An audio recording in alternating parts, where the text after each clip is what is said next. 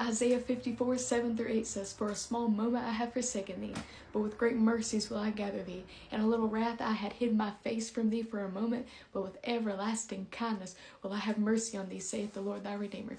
He will not be angry forever."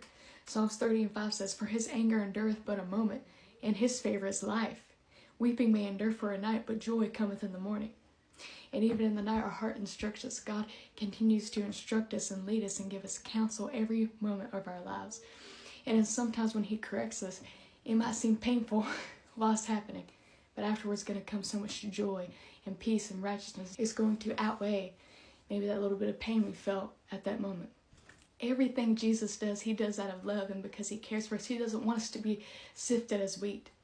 He wants us to be able to stand and have wisdom and knowledge and grow in maturity in him. He doesn't want the devil to be able to come in and cause corruption, to be able to tempt us and draw us away, or be able to try to start something somewhere and us give into that and do what he wants us to do. He wants us to stand strong.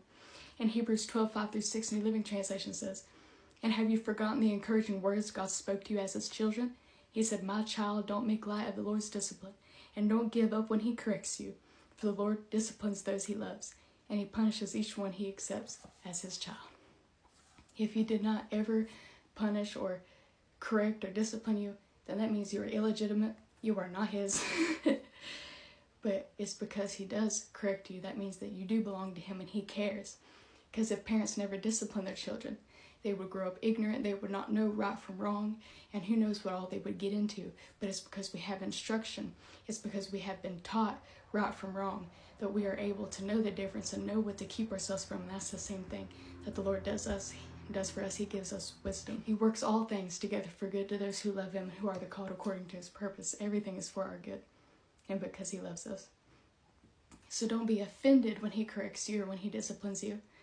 Don't make it make you turn away from him. Just listen.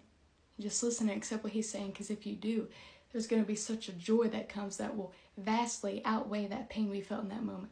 There's going to be so much joy and peace and righteousness that's going to come from us. We will have life if we just take to his instruction and learn from him. And just like we submit to our earthly parents who corrected us, we should be able to submit to our Heavenly Father when he corrects us.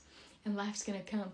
So in a moment, he might seem like he's angry. In a moment, it might hurt the correction. But if we take to what he said, in his favor is life, we will have life.